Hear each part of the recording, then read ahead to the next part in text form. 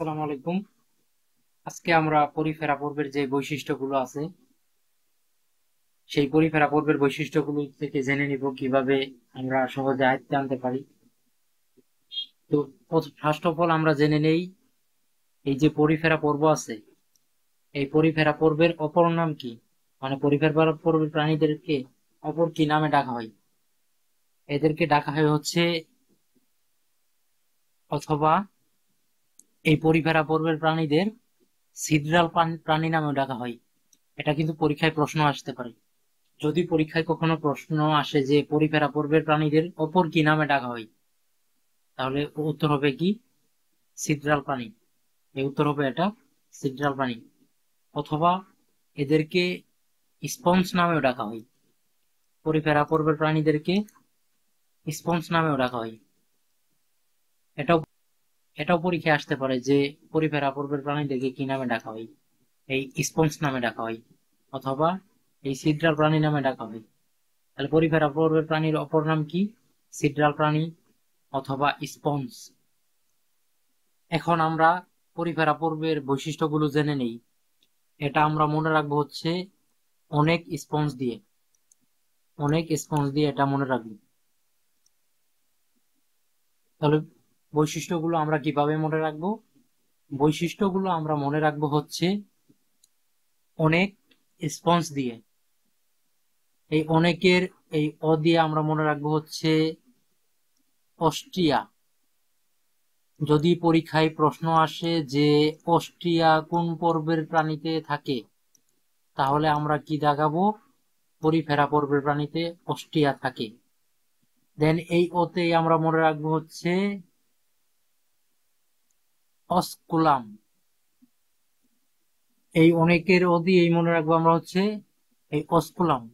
যদি পরীক্ষায় প্রশ্ন আসে যে অস্কুলাম কোন পর্বের প্রাণীতে পাওয়া যায়, তাহলে আমরা উত্তর করব হচ্ছে পরিফেরা পর্বের প্রাণীতে এই অস্কুলাম পাওয়া যায়।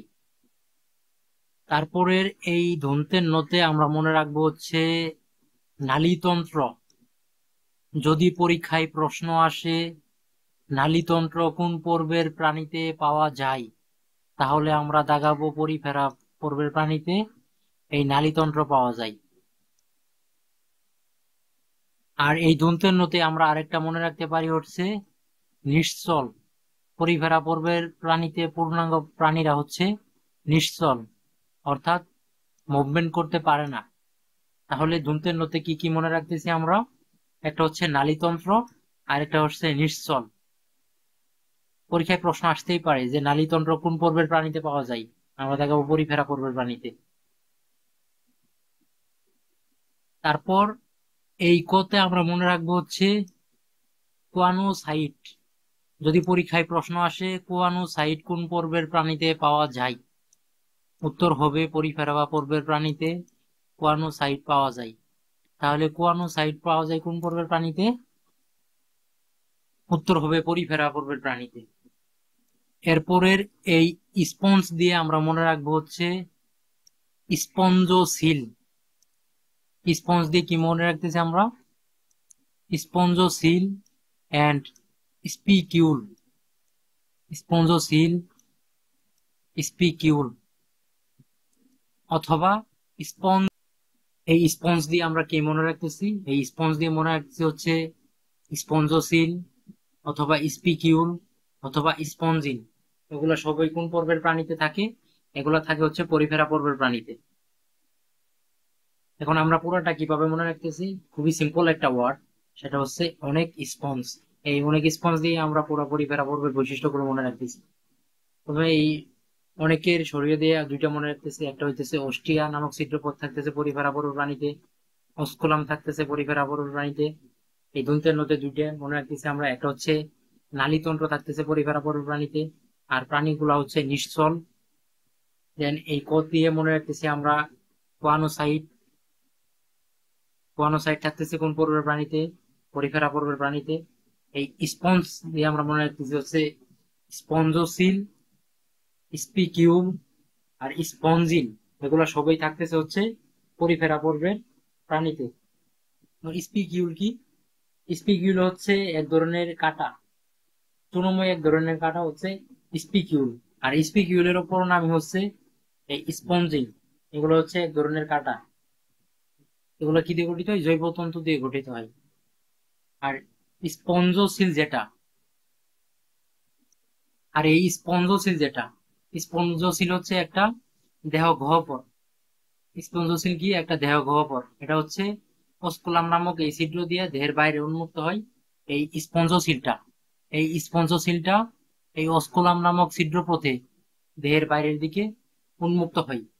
এখন এখান থেকে ইংরেজি টার্মও যদি দিয়ে দেয় তাহলে দিয়ে দিতে পারে। যদি বলা হয় যে এই যে নালীতন্ত্র, নালীতন্ত্রের পরিবর্তে এখানে দিতে পারে হচ্ছে কেনেল সিস্টেম। যে কেনেল সিস্টেম থাকে কোন পর্বের প্রাণীতে, তাহলে বলতে হবে পরিপার পর্বের প্রাণীতে কেনেল সিস্টেম বা নালীতন্ত্র থাকে। এই নিশ্চল, নিশ্চলের ইংরেজি কি? সেসাইল। যদি বলে সেসাইল প্রাণী কোন পর্বের, বলতে হবে পরিপারা পর্বের প্রাণী। তারপর এই যে কোয়ানো সাইট আছে, এই কোয়ানো সাইটের ইংরেজি কি? কোয়ানো সাইটের ইংরেজি হচ্ছে কলার সেল। যদি বলা হয় কলার সেল থাকে কোন পর্বের প্রাণীতে, অথবা কোয়ানো সাইট থাকে কোন পর্বের প্রাণীতে, বলতে হবে পরিফেরা পর্বের প্রাণীতে এই কলার সেল অথবা কোয়ানো সাইট থাকে। তারপর কিছু কথাবার্তা যে এগুলা তো পরিফেরা পর্বের প্রাণীরা হচ্ছে কোষীয় মাত্রার গঠন বিশিষ্ট প্রাণী, এটা জানতে হবে, জানা ভালো। কোষীয় মাত্রার গঠন বিশিষ্ট প্রাণী। আর এগুলা তো বহুকোষী, আমরা জানি বহুকোষী এটা। তারপর আরেকটা জানতে হবে যে এই পর্বের প্রাণীরা হচ্ছে উভলিঙ্গ। পরিফেরা পর্বের প্রাণীরা কেমন? উভলিঙ্গ। পরিফেরা পর্বের প্রাণীগুলো হচ্ছে উভলিঙ্গ প্রাণী। আরেকটা অনেক খুবই খুবই ইম্পর্টেন্ট প্রশ্ন একটা, যে এদের দেহে স্নায়ুতন্ত্র, রক্ত সংবহন তন্ত্র, স্নায়ুতন্ত্র, রক্ত সংবহন তন্ত্র, পরিপাক তন্ত্র, এগুলা কিচ্ছুই নেই। তাহলে পরিফেরা পর্বের প্রাণীতে স্নায়ুতন্ত্র, রক্ত সংবহন তন্ত্র, পরিপাক তন্ত্র, কোনো ধরনের তন্ত্রই নেই। আর শুধুমাত্র স্পঞ্জিলিডা গোত্রের প্রাণীরা হচ্ছে মিঠা প্রাণীর বাসিন্দা। এতটুকুই হচ্ছে পরিপারা পর্বের বৈশিষ্ট্য। এগুলো মনে রাখলে ইনশাল্লাহ পরীক্ষায় আশা করা যায় কমন আসবে। তো দেখা হবে নেক্সট ভিডিওতে। আসসালামু আলাইকুম।